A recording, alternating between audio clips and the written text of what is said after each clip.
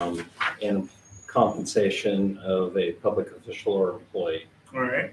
Okay. Do I have a motion? You motion to set the agenda adopt. I will second. All those in favor? Aye. Aye. Nobody registered to address the committee. We have minutes from October 25th, 2021. We'll make a motion to approve the minutes. I'll second. All those in favor? Aye. Aye. Then heading into Mr. Lancer with the financial packet from October. All right. Bear with me 1 minute. Not a problem. We move quick through that. All right, for the month of October, fiscal year 21, the village had an adjusted bank balance of $3.3 million. Of this amount, $3.2 million can be found in the village's primary checking account, and the remaining balances are accounted for in several law enforcement related accounts. I always like to note that the vast majority of the balance found in the village's primary checking account is actually fund accounted to dedicated purpose road and street funds and can only be used for those purposes. For the month, the village had 84 payments cleared the bank that totaled $627,826.52. As for the general fund, the village spent $237,543. This figure was $66,000 more than what the village spent during October of last year.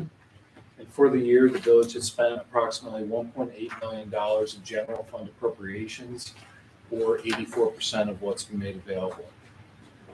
The amount is significantly more than what the village spent through October of last year.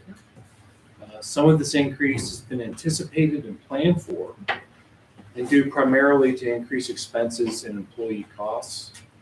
However, there has been increased overtime this year due to staffing challenges, particularly in the police department, that have been unplanned, and there's also been a series of projects that required significant and timely payments. So think the roof, for example, of the firehouse. As far as the police department, has been dealing with injuries for a lot of the year, COVID for part of the year, and that has led to an increase in costs there. Again, I think, as I said before, the village administration has continued to monitor expenses and has implemented several expense controls. The largest sources of expense in October of this year have been Adlita, which is the contractor doing the road work on Vera. We made a couple, I believe, 2 payments to them in October. Payroll, October was a 3 payroll month. DWA Recreation, which is who we purchased the new playground equipment from. The Jefferson Health Plan, which is the employee health insurance, and the Ohio Police and Fire Pension. As for general fund revenues, the village has generated $135,178 in total this month. This number is nearly identical to what the village generated in October of last year. With that in mind, for the year, total general fund revenues stand at $1,991,000. And this is $126,000 more than what the village generated through October of last year. I think this is significant. The primary cause for the increase in revenues this year, I think, has been due entirely to income taxes. For the month, the village generated $107,000 in general fund income taxes for October, and this is nearly $45,000 more than what the village generated in October of last year. I don't have the updated numbers, but I believe in November, we're either at the forecasted income tax revenue of $820,000, or we've exceeded it. I think we've exceeded it by $12,000 with a month still to go. For the year, here we go. Total income tax revenues were $807,000, nearly $95,000 more than what the village was able to generate through October of last year. So the village is on track to meet and exceed both forecasted total general fund revenues and income tax revenues, which I think is a good thing. And that is the end of my report. I'm happy to answer any questions the committee might have. I would just like to compliment all of the administration on another good year. I didn't notice any line item that was over 100% spent. Well, we work diligently Uh-huh. to make sure that doesn't Really happen. good. We have, unfortunately, it seemed like regular reappropriations this year. Seems like almost once a month we're doing a reappropriation. I believe we have another one this evening. It's because of that, where we're either, some of it is just unplanned expenses that have to get done, like the roof. So we have to spend from the reserve. Some of it is, like I mentioned before, police department is in particularly challenged, and we have to make reappropriations there. But Paula does a great job in forecasting expenses through the end of the year and making the necessary adjustments that don't require committee or council approval. So we're analyzing it, it seems like weekly, and making the adjustments when necessary. As a goal, we will not spend more than what's been appropriated, ever. Thank you for watching it closely. I think it's interesting to note too that one of our pieces of business at the very beginning of the year is to always pass legislation that if we do get in a pinch, we can ask the auditor to make immediate disbursements prior to when they normally do for our budget. We've not had to do that for 4 years now. And that was, if you remember, was a standard practice to keep our heads above water. I think that speaks to the program that we have initiated. I think it speaks to Andy and previously Anna, now Paula's constant, and as Chief Campbell knows, constant look at the budget. But on the other hand, I also want to recognize the police department. We did payroll again today, and I know they've had some staffing challenges. We've allotted a considerable amount more of overtime to be used by the police department, and you guys are way under that again this week, in addition to still being down staffing. So, and you're keeping your schedules in place. So that's an achievement. We appreciate that. Makes everybody's life easier. So is it because you have more part-timers now to help out?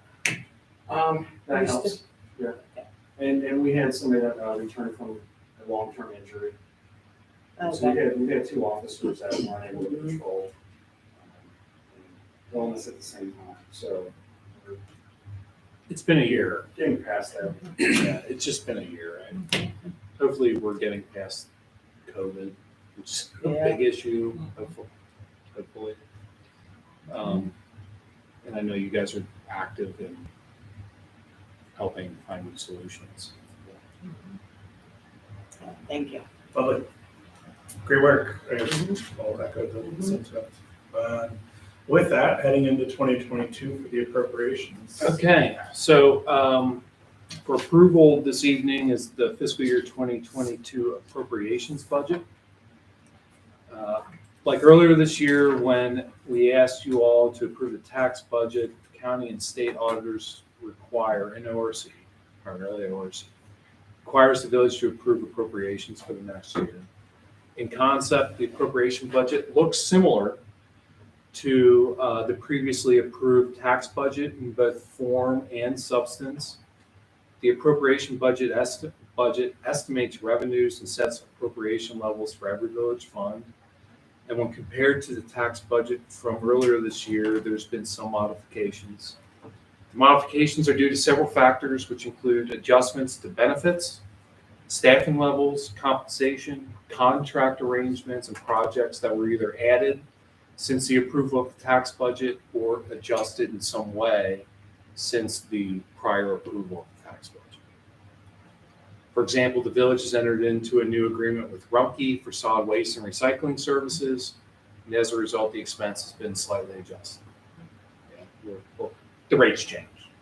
We didn't know what the rates were at the time of the tax budget. Another example is employee health insurance, which has also changed since the passage of the tax budget for next year. And again, the same as all that is true on the revenue side as well. So as for village revenues, Administration is forecasting total general fund revenues to stand at $2,736,000. Village administration is forecasting receipts of $690,000 and $860,000 in income tax and property taxes respectively. And I made this increase after carefully reviewing historic income tax receipts as well as actual receipts received thus far this year. I believe that income tax receipts for this year will match or exceed the $900,000 figure for this year. However, I'm hesitant to peg next year receipts to this level due to the loss of income taxes when Station 47 goes dark next year, in March of next year.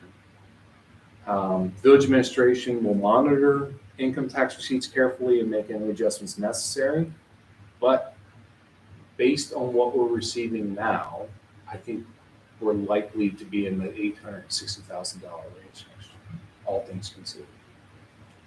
What, I just thought of something. The fire department guys, who never here, or whether here, does your income tax go to us? Yeah. Yeah. So we won't have that anymore. We will not. So although I think, like I said, we're probably going to be in that $900,000 range, I don't know what the impact of them not being here is going to do. So I would rather be conservative than aggressive. On the revenues for 2022, that 562 number for intergovernmental. Yeah. Is that the pass through of the That is, yes, I was Okay. just about to get to that. So the other noticeable item on the general fund revenue side is the 562 forecasted under intergovernmental, which is obviously $550,000 more than what was forecasted to be received this year. And again, that's due to the intricacies of financing the new fire and EMS services under the existing levy, where those revenues would be a pass-through to us and will be accounted for in the general fund for next year and reappropriated under the fire services line. Okay. I asked for total appropriations. The village is forecasting expenses in the general fund to be $2.7 million for next year. This figure is an increase in appropriations of nearly $600,000 or 28%. Again, this should be somewhat expected since the cost of fire and EMS services will be shifted to the general fund as an expense. As for other departmental appropriations, the largest area of expense will be the police department, which is typical for any given year in the village. Chris, the nice thing about having the fire be part of the general is that percentage of the pie goes down. So next year, the police are set to represent 41% of all general fund appropriations. We're in the 52%. Administration's total expense will be $299,000, which represents 11% of appropriations. The clerk's office appropriations will be $182,000, or 7% of the appropriations. And lands and buildings, which is kind of a misnomer, that's our service department, will account for 5% of appropriations. The other line item I'd like to draw your attention to is under capital outlay. That $67,000 mark. So the village is in need of replacing the cooling system for the building. It's one of those expenses that are just unavoidable. We have a quoted cost of that in the ballpark of $55,000, and that expense, part of that expense is being accounted for in capital outlay. The appropriation cited above will result in a positive balance of approximately $10,000, which, if we stick to it, will grow the general fund carryover to $889,000 to begin fiscal year 2023. The rest of, go ahead. Sorry, the debt service. So 2019 and 2020, we saw around 19,000. 2021, we dropped to 6,400. And we're not anticipating any debt service in 2022. Not at this point. So those are all vehicle payments.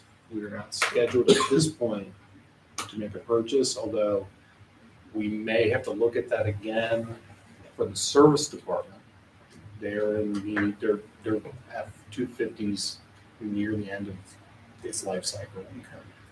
But before we commit to that, I want to make sure that the village isn't going to get gouged on increased vehicle expense. So that's something to keep an eye on next year. Okay. I want to make that purchase when the timing's right. So The timing just isn't right. The debt service for the existing police vehicles comes out of a different fund. It comes out of two funds, Right. the police levy. There are police vehicles, I believe, were being paid out of, but they've been paid off. The current funding for police vehicles is in the police levy fund 2903 and the federal fund. Okay. The chief's car is paid from the federal fund, and another vehicle lease is also. Got it. I see it. So the rest of the appropriations for each village fund are fairly straightforward and typical for a given year, with one exception. Road resurfacing and reconstruction continues to be a priority for the village, and that continues significantly next year, where the village is set to embark on 3 separate road infrastructure projects. And as a result of this, the village will plan to appropriate $810,000 for road reconstructions in the village next year. We typically appropriate only $300,000. Now, why are we making that available? One, it's there, and because it's there, it opens up a project for us that we would otherwise not qualify for. So, due to financing requirements, the village is required to outlay half the cost of the WEHE project at once. Typically, we finance those projects for 20 years at 0% interest. That is through the state. The WEHE road project qualified under a different program. Frankly, let's not defer the maintenance if we have the Right. resources available, and which we do. So the village has significant resources available in the 2904 road and street levy, and this expense can be easily absorbed. And that is the, let's call it 10,000 foot view of the appropriations budget. And again, I'm happy to answer any questions this committee might have. Good. Do you need a recommendation, council, to approve the appropriations for 2022? Sure. So moved. Second, All those in favor? aye. Aye. Lovely.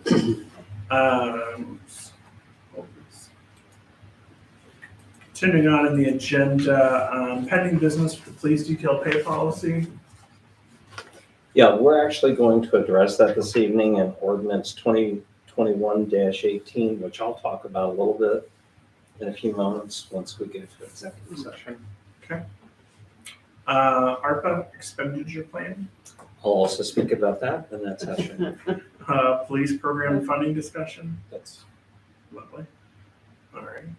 So I was not here for the last finance meeting and everybody kind of deferred that discussion. So we had the presentation of the folks from the agency that Chief Campbell asked to come and tell us all about the work that they do and what our officer is doing. That is an unplanned expense for us in our budget right now. As you saw, we have a carryover next year of $898,000. So I believe we need a couple of things to happen. We need to know how we're going to fund that money up front for next year.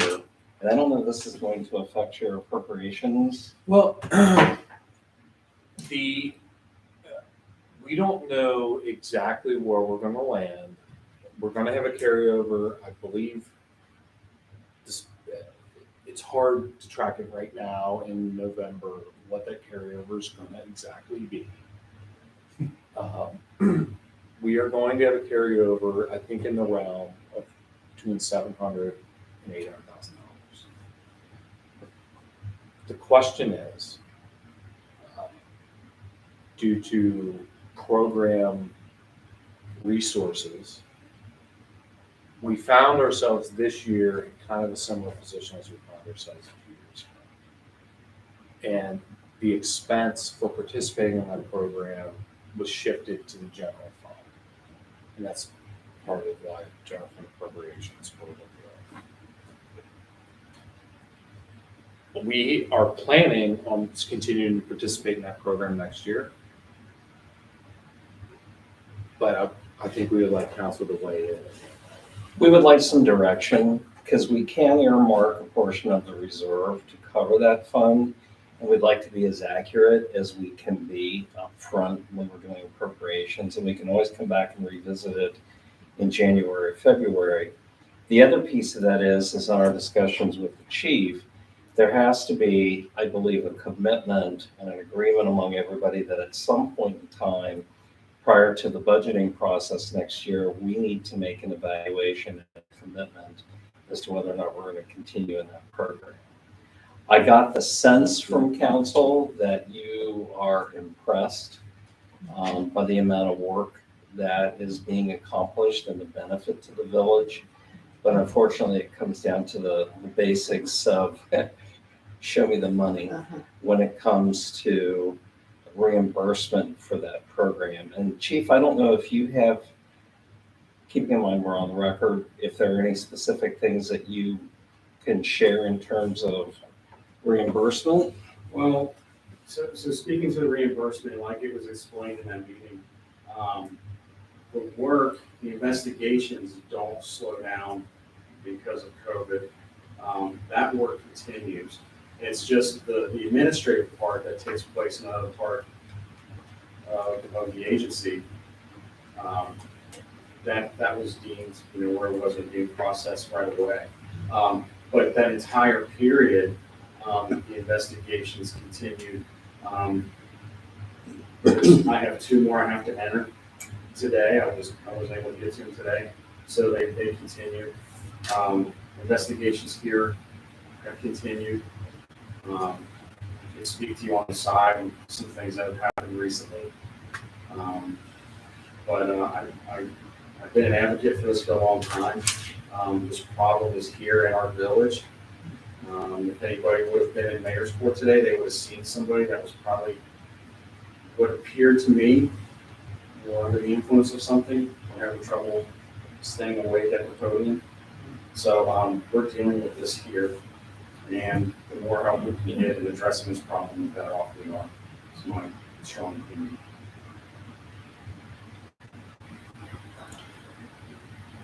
So I guess the question for this committee is, what recommendation would we make to the full council regarding continued participation in the program? And how do we fund it? One of the things we can do, as I mentioned, is to earmark a portion of the reserve, and we've been doing that. I think the commitment that we all have to make and agree upon with the chief is, at what point in time are we going to evaluate this and not let this, hopefully first of the year, things will flow again, and it won't be an issue. So, but that's kind of, we need to know where you guys want us to go with us at this point. When do we have to, you said there was a time next year that we had to, I think it's an arbitrary time for us, right? What I've been saying is I think in anything that we do, we should give whatever it is sufficient time to establish a proper evaluation. Yeah. I'm not sure that was agreed upon at the outset, but I would strongly urge that we set a date, and at that date, everyone will be on board with a full evaluation at that point. So I don't think there's an urgency for you to make a decision this evening on this. We can always review this, but we need to keep this item on the agenda. Right. I agree. I think So- we should just keep, watching it.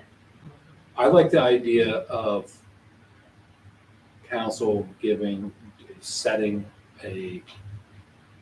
we're gonna set aside, we'll commit X amount from the reserve to cover this program next year. I like that because it helps us budget and plan. Whereas now we're being purely reactive. Right. And that stresses all the other stuff we have to pay for in the budget. Right. We have to move money around. So we said we give it till end of June of next Whether year. it's the end of June or the end of October, I don't know how the timing on the agreements work, but Yeah, the agreement is prior to October. Okay. So we are trying to be more proactive in budget forecasting for, in developing the 2023 budget and then also in managing 2022. So the departments are going to be more detailed in terms of formulating their budgets. That is probably a conversation that we need to continue to have with this fund as we have those discussions. But I think what would be helpful is us to have additional conversation into January, because this committee won't meet in December, that maybe we can have a better idea of some milestones for budgeting. Well, and also after the first of the year is when I prepare the report that I submit. Okay, The equitable sharing program. So, share that with council as well. It's due by February 28th. Okay. So okay. if we don't do it right away, we'll let some dust settle. So perhaps we could put that on the agenda for the February Finance Committee since it's due. Actually, if we can do it for January, I'd like to start the discussion earlier in Okay. February. It just needs to be in front of us. Yeah. So, but we'll be flexible.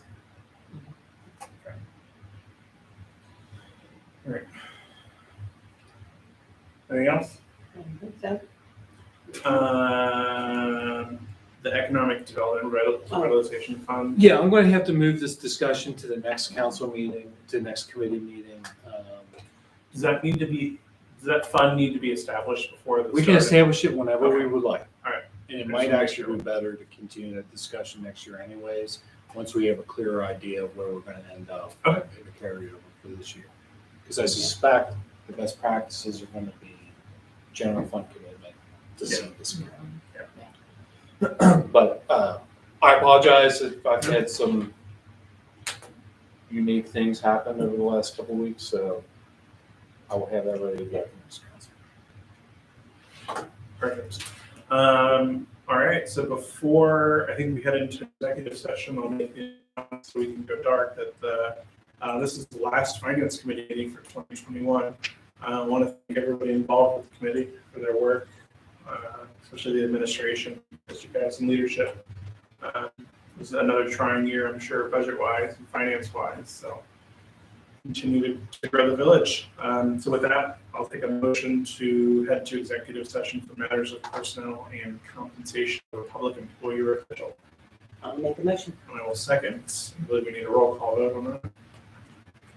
Mr. Badger, Yes, Ms. Shane. Yes. motion carries. And Mr. Chair, I would recommend that the other elected officials and Yeah. Mr. Simley, since he's Yes. a committee member, can sit in on this, Absolutely. but we do need to close the doors, so. So that's a good thing he's up. Okay, this concludes this evening's presentation for the Finance Committee. We'll see you in full council.